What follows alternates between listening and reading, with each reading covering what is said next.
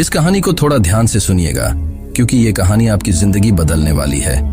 एक समय की बात है, महात्मा बुद्ध के सबसे प्रिय और करीबी शिष्य आनंद एक बार कहीं जा रहे थे।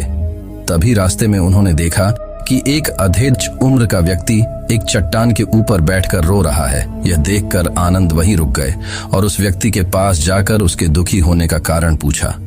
वह व्यक्ति अपने आंसू पोंछते हुए बोला, मैं नहीं, पास के ही गांव का रहने वाला एक बदनसीब व्यापारी हूं। मैं जो भी काम करता हूं वही बिगड़ जाता है।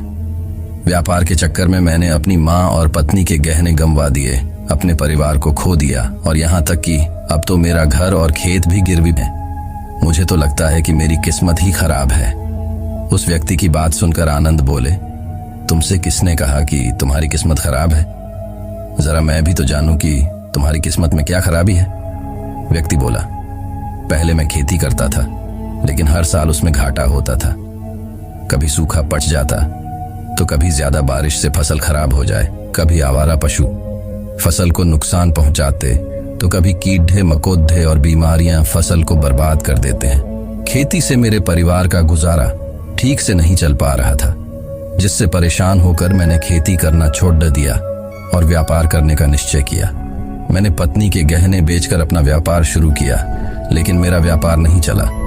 शुरू में तो मेरे परिवार वालों ने मेरी आर्थिक मदद की, मेरा साथ दिया, लेकिन जैसे जैसे मुझे नुकसान होने लगा, मेरे परिवार वालों ने भी मेरा साथ छोड़ दिया और मुझसे दूर हो गए। अब तो वो मुझे देखकर अपनी नजरें फेर लेते हैं और मुझे ही अपने परिवार की गरीबी और दुर्दशा का जिम्मेदार ठहराते हैं। अब तो मुझे अपना जीवन ही बोझ लगने लगा है। अक्सर मेरे मन में ख्याल आते हैं कि अपना जीवन ही खत्म कर लूं, और मैं आज यहाँ आत्महत्या करने ही आया था, लेकिन हिम्मत नहीं जुटा पाया, इसीलिए इस पत्थर पर बैठकर रो रहा हूँ। दूसरी तरफ मेरा एक मित्र है। हम दोनों ने एक ही साथ व्यापार शुरू किया था, लेकिन वो आगे बढ़ गया और मैं पीछे रह गया।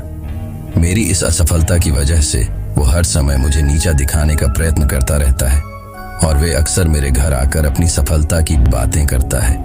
मेरे घर वालों को बताता है कि कैसे उसने इतनी मेहनत करके इतना बड़ा व्यापार कर लिया, और वो अक्सर अपने फलते फूलते व्यापार के किस्से मुझे, मेरी पत्नी और मेरे माँ बाप को सुनाता रहता है, जिसे सुनकर मेरे घर वाले उसकी तो प्रशंसा करते हैं, लेकिन मेरी बुराई करते हैं।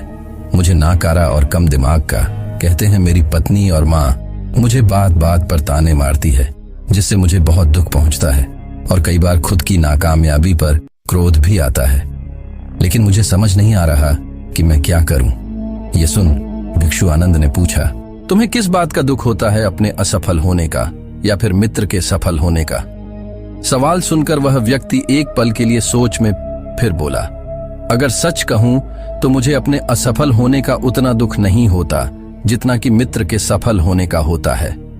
भिक्षु आनंद ने अगला प्रश्न किया, अगर तुम्हारा मित्र व्यापार में असफल हो जाता और तुम सफल हो जाती, तो क्या तुम खुश होते? व्यक्ति ने कहा, हाँ, मुझे बहुत खुशी होगी। आनंद बोले, इसका मतलब कि तुम्हारी खुशी तुम्हारी मित्र पर निर्भर करती है। अगर वह चाहे तो तुम्हें खुश कर सकता है, और अगर वह चाहे तो तुम्हें दुखी भी कर सकता है। तुम स्वयं से ना तो खुश हो सकते हो और ना ही दुखी हो सकते हो। भिक्षु की बातें सुनकर व्यक्ति थोड़ी देर के लिए सोच में पड़ गया और फिर बोला, आपकी बातें सुनकर मुझे कुछ आशा बन रही है। तभी भिक्षु आनंद ने कहा, जब हम किसी से आशा बांध लेते हैं तो उस पर निर्भर हो जाते हैं, फिर हमारी खुशी और दुख भी उसी पर निर्भर करने लगते हैं। इसीलिए सबसे बेहतर है कि तुम स्वयं सी आशा बांध। जब तुम ऐसा करोगे और साथ ही पूरी मेहनत और ईमानदारी से काम करोगे, तो तुम्हें सफलता अवश्य प्राप्त होगी। तुम्हें लगता है कि तुम्हारा मित्र तुम्हें नीचा दिखाने आता है, दुखी करने आता है, पर अगर ईमानदारी से विचार करो तो वह बातें तो सच्ची ही कहता है।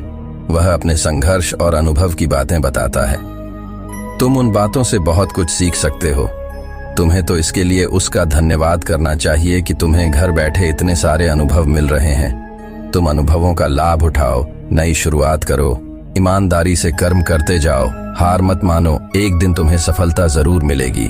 आज तुम जिसे अपना पूरा वक्त हो या बुरी किस्मत कह रहे हो, एक दिन यह बदल जाएगी, और इसी के साथ तुम्हारी सोच और विचार भी बदल जाएंगे। और देखना, जब तुम्हारा अच्छा समय शुरू हो जाएगा तब तुम्हारा मित्र भी तुम्हें अपनी सफलताओं की कहानियां नहीं सुनाएगा, तुम्हें अपनी असफलताओं और परेशानियों की बातें सुनाई देगा ताकि तुम उसकी बातें सुनकर भ्रमित हो जाओ, तुम्हारा आत्मविश्वास डगमगाया जाए और तुम गलत निर्णय ले सको। लेकिन उस समय भी तुम्हें अपने ही बुद्धि का प्रयोग करना होगा, स्वयं पर विश्वास रखना हो।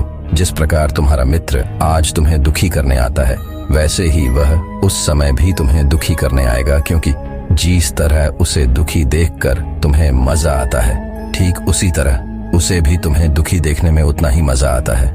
व्यक्ति ने कहा, आपने सही कहा मुनिवरों, लेकिन मेरा सबसे बड़ा दुख यह है कि मेरे परिवार के लोग भी इसमें शामिल हैं। वास्तव में मैं तो अपने परिवार के लिए अच्छा करना चाहता था, उन्हें खुश रखना चाहता था, लेकिन वो भी मेरी बातों और भावनाओं को नहीं समझ रही है, मुझे ही गलत कहते हैं और पिछले कुछ समय से तो वो मेरे साथ भी नहीं है। भिक्षु आनंद ने उस व्यक्ति को समझाते हुए कहा, हम हमेशा चाहते हैं कि हम जो कुछ भी करें लोग उसके लिए हमारी प्रशंसा करें, लेकिन आमतौर पर ऐसा नहीं होता। लोग हमारे पास आके तारीफ नहीं करते, जिससे हम दुखी हो जाते हैं। हमें लगने लगता है कि हमारे मित्र, रिश्तेदार, घर वाले सब स्वार्थी है। लेकिन अगर तुम किसी को अपना परिवार मानते हो और उसके लिए कुछ करना चाहते हो, तो फिर तुम ऐसा क्यों सोचते हो कि तुम दूसरों के लिए कुछ कर रहे हो? वास्तव में तुम अपनी खुशी के लिए कुछ कर रहे हो, क्योंकि उन्हें खुश देखकर तुम्हें खुशी होती है।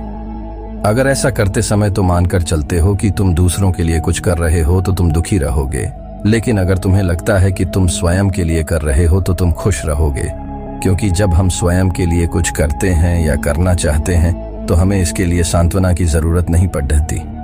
भिक्षु आनंद की ये बातें सुनकर उस व्यक्ति के चेहरे के भाव पूरी तरह से बदल गए।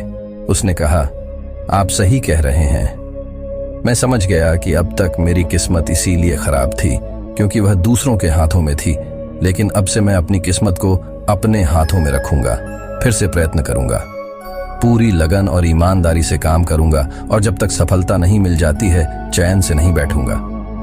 उस व्यक्ति की बात सुनकर आनंद मुस्कुराए और उसे एक छोटी सी डिबिया देते हुए कहा, इस डिबिया को हमेशा अपने साथ रखना। इसमें एक ऐसा मंत्र है जो तुम्हें बड्ढे से बड्ढे दुख से भी बाहर निकाल लेगा। लेकिन इस डिबिया को तभी खोलना जब तुम्हारे सारे रास्ते बंद हो जाएंगे, कोई उम्मीद नजर ना आए और तुम्हें लगने लगे कि सब व्यर्थ है, यह दुनिया व्यर्थ है और यहां रहना भी व्यर्थ है। व्यक्ति ने भिक्षु का धन्यवाद किया और उस डिबिया को लेकर अपने घर वापस आ गया। उसने नए उत्साह के साथ दोबारा अपने व्यापार की शुरुआत की और इस बार उसका व्यापार चल पड़ रहा। अपनी मेहनत और लगन के बल पर बस कुछ ही सालों में वह एक बड़ा व्यापारी बन गया। उसके परिवार वाले भी उसके साथ आ गए और उसका जीवन बहुत ही सुख, शांति और समृद्धि के साथ बीतने लगा। लेकिन समय और किस्मत के खेल को आज तक ना कोई समझ पाया है और ना कोई समझ पाएगा। ये सदा एक जैसा नहीं रहता, ये बदलता रहता है। उस व्यक्ति के जीवन में भी बदलाव आया। वही व्यक्ति जिस राज्य में रहता था, उस राज्य पर पड़ोसी राज्य के राजा ने हमला कर दिया। उस हमले और लूटमार में उस व्यक्ति का सारा धन भी लूट लिया गया। उसके दुकानें और घर सब जला दिए गए। जान बचाने के लिए उसे अपने परिवार के साथ वहां से भागना पड़ा। व्यक्ति अपने परिवार के साथ कई दिनों तक इधर उधर भटकता रहा। वह दाने दाने को मोहताज हो गया। उसका बच्चा बीमार हो गया और इलाज के अभाव में बीमारी से बुरी तरह रहने लगा। ये देखकर उसका हृदय चित्कार कर उठा। उसके पास अपने बेटे के इलाज और परिवार को खिलाने के लिए धन के नाम पर एक सिक्का भी नहीं था। वो अंदर से बुरी तरह से टूट गया। ऐसे में उसे एक बार फिर से निराशा नहीं घेर लिया। उसे लगने लगा कि उसका जीवन व्यर्थ है, सारी दुनिया व्यर्थ है। लेकिन तभी अचानक उसे भिक्षु आनंद द्वारा दी गई डिबिया की याद आई। उसने बड़ी उत्सुकता के साथ उसे खोला। उस डिबिया के अंदर एक पर्ची रखी हुई थी। उस पर्ची पर कुछ लिखा हुआ था। उस पर्ची को उसकी आंखों के सामने छाया हुआ निराशा का अंधेरा छंट गया और वह एकदम से मुस्कुरा उठा। उस पर्ची पर लिखा था, ये वक्त भी गुजर जाएगा। दोस्तों, ये कहानी हमें सिखाती है कि समय के खेल को समझना संभव है। ये हमेशा बदलता रहता है। इसीलिए बुरी परिस्थितियों में हमें अत्यधिक निराश नहीं होना है। आत्मविश्वास बनाए रखना है, क्योंकि समय बदलता जरूर है। आज बुरा है तो कल अच्छा भी जरूर आएगा। बाकी अगर ये कहानी आपको अच्छी लगी हो तो इस वीडियो को लाइक करें।